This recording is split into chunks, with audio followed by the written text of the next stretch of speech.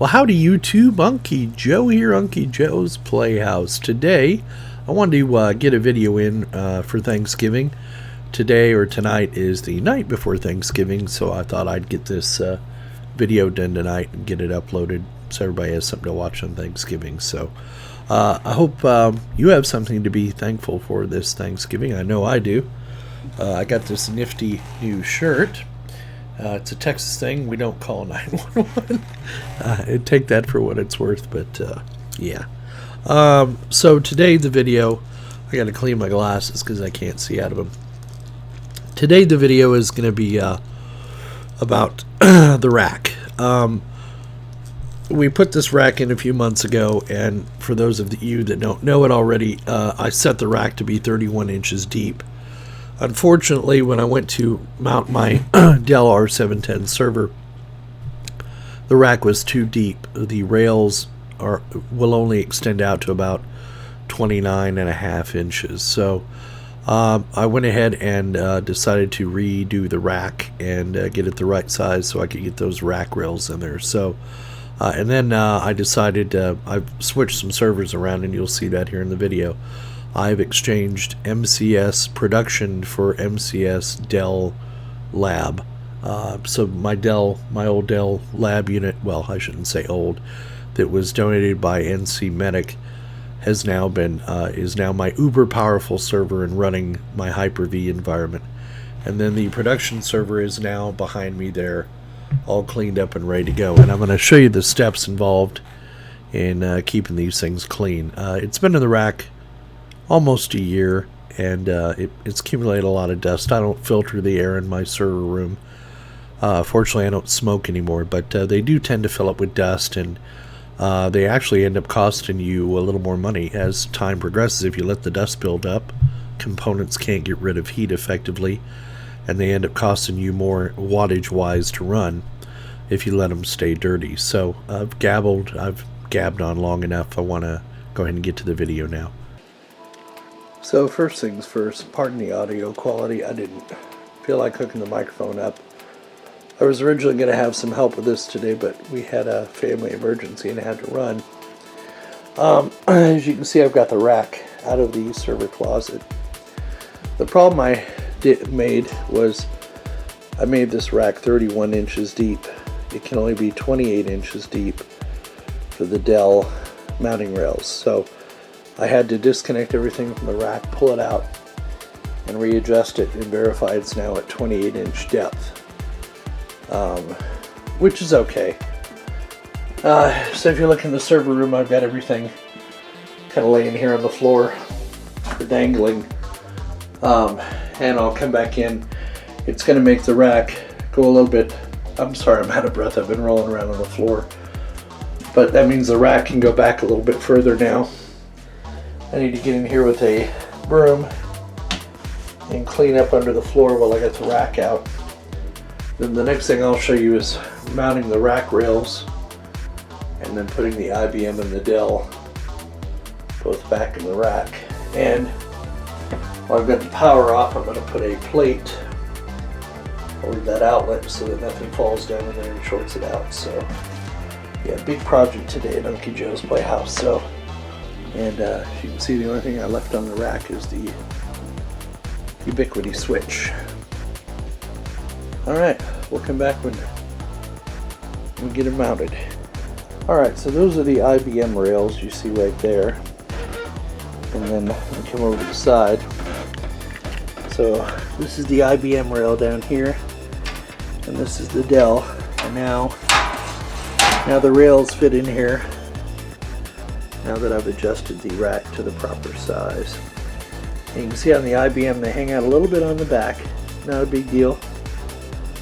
I'll just have to be mindful of that. So the next task is to get that big old IBM server onto this rack rail and put it in there.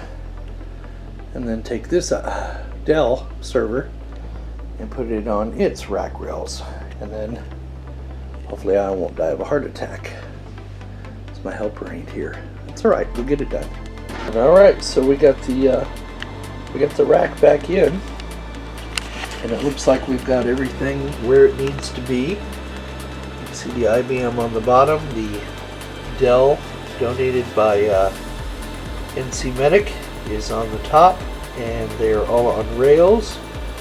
The UPS is functioning. It's nice to see the blinking lights again. And if we come up, everything is back where it is. Here's the home NAS that serves all the Plex and runs Exponology. Then the pfSense firewall is right above that, the 2U unit, and my Synology, and I've got my PoE switch back for the cameras, and my slightly tilted tuner for Plex, and all the patch cables plugged back in. It was easy. I just took out the 2 screws holding the patch panel, twisted it, folded it back, and let it hang in the air. As you can see that. Got 78 right now in the server room. I also got, for those of you worried I was going to drop a fork into the electrical outlet, as you can see it now has a cover on it, so it's infinitely safer than it was before. You can see both rack rails, both the IBM on the bottom and the Dell are now installed and functioning great, and I still have plenty of space left at the back of the rack to get into cords and so forth back there. So, and now we can actually pretty up the cords. We'll get to that eventually. Hasn't been a big issue for me yet, but we will get there eventually. And then of course I have the telco rack for my amp, my Xbox 360, TiVo, DVD, Blu-ray player, and then I've got the phone system up here currently running on that HP thin client, and then I've got a Linksys switch there that handles the rack, the telco rack. My power strip, of course. So you can see that the server room is back in fair fettle, as they say, and everything's hooked back up and working fine. I do need to order one more pair of rack rails for the other Dell, for the production Dell that I took out of there. And if you come over here, sorry, I'm filming at night and the light's not great, so here's that production Dell. We need to open it up and clean it out, do a good cleaning. As you can see, it's got a kind of dusty, you maybe can't see, but trust me, it's got dusty. Needs to be cleaned out. This is the only Dell I have left with spinning data drives. And so as soon as I can afford a couple of SSDs, I'm going to put them in this one. Here's the back of that Dell. It has the 10 gigabit card in it as well. I need to take that out and put it in the other Dell. And dual power supplies, etc. So there you go.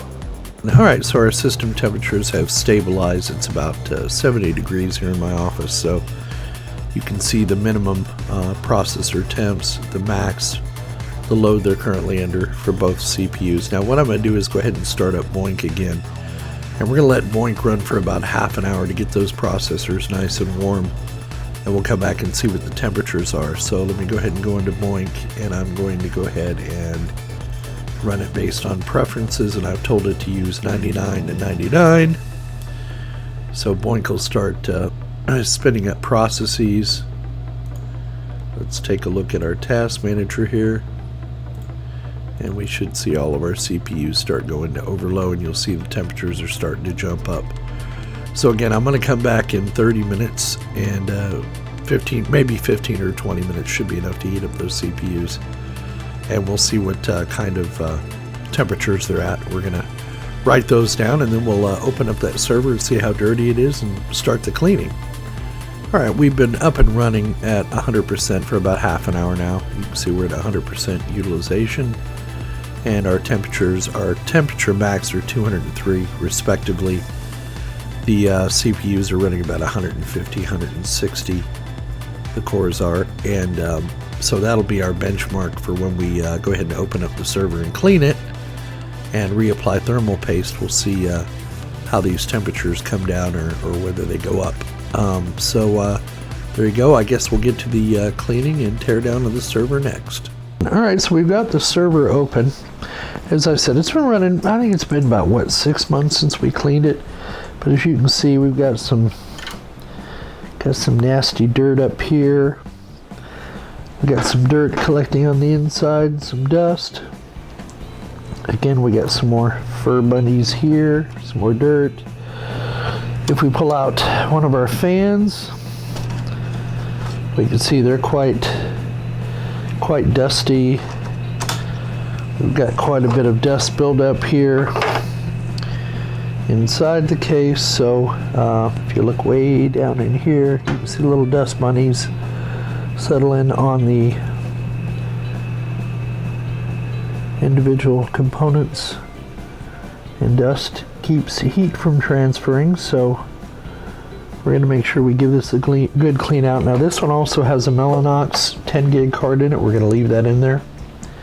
I am going to get another Mellanox dual 10 gig card to put in here.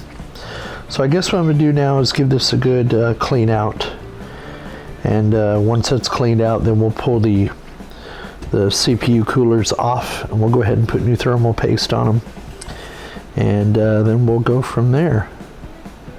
Alright, so we've got the unit blown out now, and I've turned the compressor off because nobody wants to hear that thing going while I'm working. Anyway, so what I'm going to do next is we're going to clean off the CPUs and the CPU coolers. So I have a kit that came with my Arctic Silver. One is a cleaner and one is a restorer. So I'm going to put the cleaner on these, let it sit, put a few drops on these CPU coolers to soften that stuff up, and then I'm going to put a single drop on the CPUs because they are in the machine and I don't want to risk shorting anything out. And this one, you can't see it, but they got the damn thermal compound everywhere on this one. So we're just going to neatly take that off, get any extra compound out of there. I could just take the CPUs out. I could, but should I? Nah, we're going to do this with the CPUs in there. I don't want to run the risk. I don't have any covers for these CPUs, so I don't want to run the risk of foobarring something. There we go. And we'll do the other one. Now they say that with this silver compound you have to be careful not to get it where you don't want it because it is thermally electrically conductive. So I'm just going to do my normal thing I do. Let's see here. Should I take it out? Oh sure, why not? Foobar a whole server, why don't you? There's a CPU. And as you can see, it's got some of that thermal compound in the sides here. Let me get a new paper towel. We'll see if we can't get this crap out of the crevices.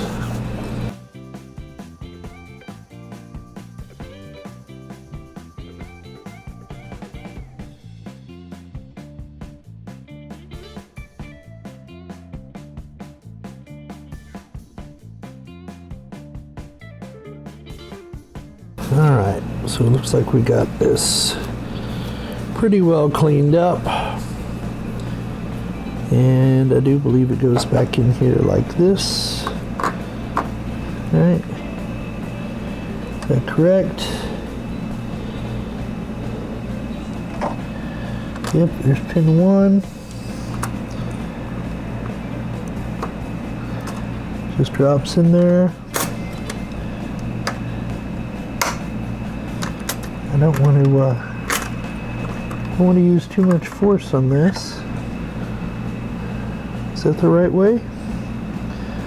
Yep, that's the right way.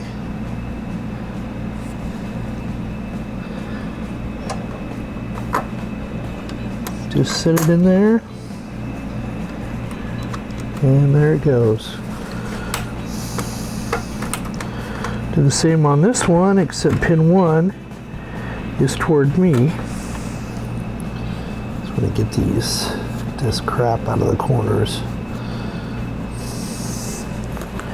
That's the problem with a thermal compound, is it frickin' smears all over the place.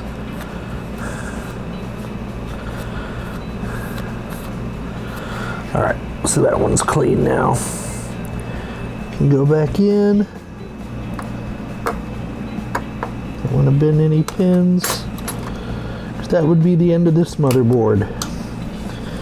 Okay, now, then they have phase 2 of their cleaner, which is the blue bottle. And actually, I'm just going to apply a little onto a paper towel.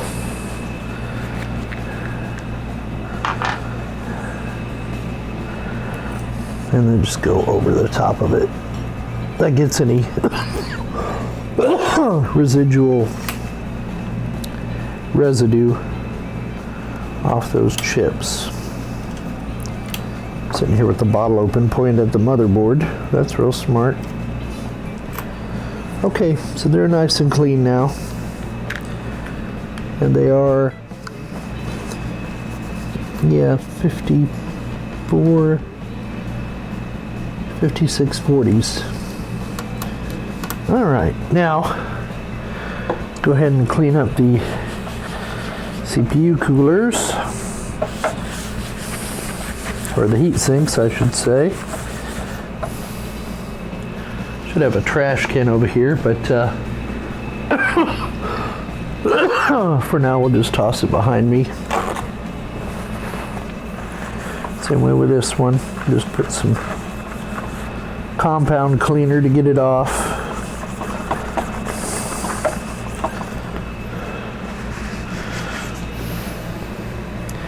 Now everything has been taken apart. The fans, the power supplies, everything's been removed so I could clean it thoroughly. Okay, and this is the purifier. Let's put some on there. I'm pretty liberal with this stuff. It came with the thermal compound. There we go. Now that'll clean the bottom of those up. And it has a lemony or grapefruity smell.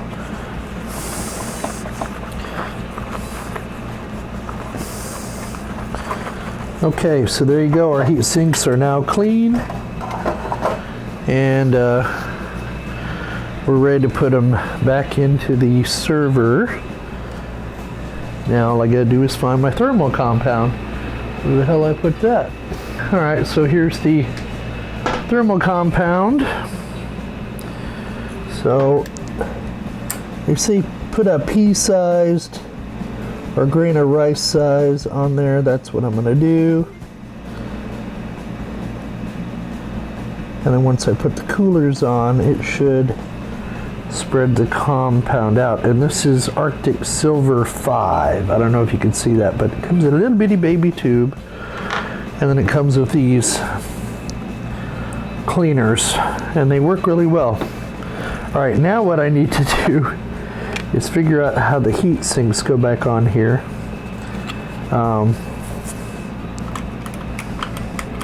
Let's use this one first.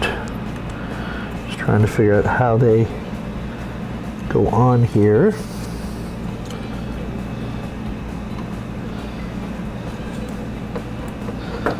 I guess that's fine right there. Go ahead and smooth out the compound. And then you're supposed to put these down at the same time. Okay, so there's one on. And here goes the other one. Oh, sorry, it goes to the forward position. I should just be able to wiggle it around to even out that compound. All right, so now both heat sinks are back on. Thermal compounds applied. Now then, let's go ahead and give it one more quick blowout. All right. Now then, what I'm going to do is put the fan cage back in here, and I believe it goes in like this. Yes, it does. Okay, that's securely in there. Now I can start. I've cleaned all my fans. I can start popping them back in there. And actually, they go this way. There's one. There's two. There's three. Now normally in a data center these would run for years. You wouldn't need to clean them because the air in an enterprise data center is usually filtered pretty well, cleaned. But in my case, I don't have a clean room. Okay, there's all the 5 fans back in. I don't have a clean room, so I have to do maintenance on these periodically. And then this goes right in there as a baffle to keep the air flowing. And then I'm going to put the power supplies back in and the hard drives, and we'll boot it up and see how it did. See if there's any difference. Alright, so after the cleaning is all done, I really don't see any differences in temperatures. You can see core 1 still has that little abnormality where it's running cooler than all the other cores. So I don't know, it could be I have a bad CPU, or it could just be a glitch in the thermal, but there you go. So let's go ahead and let Boink start up. We're going to let it run for another half an hour, so it's 2:15 now. We'll let it run till 2:45 and see how high the temperatures get. Remember, they were about 150, 160 degrees before we cleaned the server and cleaned the CPU, or replace the thermal compound. So I'm going to go ahead and open Boink. And we'll go ahead and go to run based on preferences, and we should get a bunch more.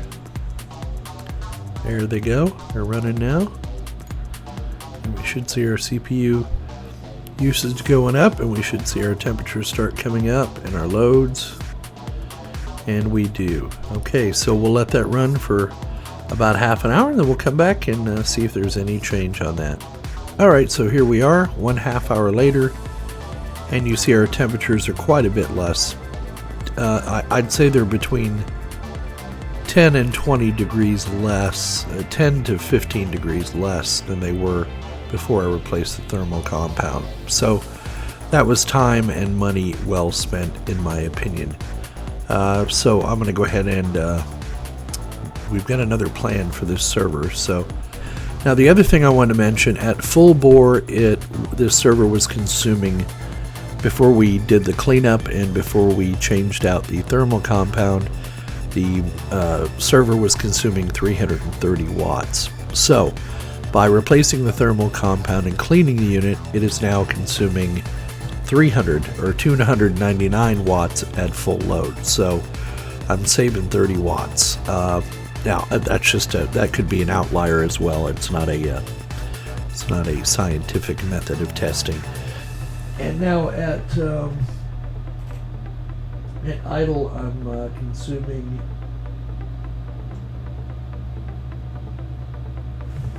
140 watts, so about half I was at full bore. So it's a good idea to clean your servers. You know, if you're not in a clean environment, the dust will build up on the components and prevent them from transferring heat. They'll consume more energy. As you can see, I'm saving about 30 watts of electricity. And for a machine that's running 24 hours a day, 7 days a week, that can amount to a lot of money saved in a year's period of time. So now normally I would do this about every 6 months, but I let it go as long as I did because I didn't have the ability to pull those units out of the rack easily. They had to be lifted and hauled and moved, and huge pain in the rear end. But I'd say that was time well spent to clean those out. Now my plans for this unit are, I am going to be dual booting this unit between Windows Server 2016 with Hyper-V and ESXi 6.7, VMware ESXi 6.7 running running vCenter 6.7 as well. I have gone ahead and joined the vMug VMUG VMware user group.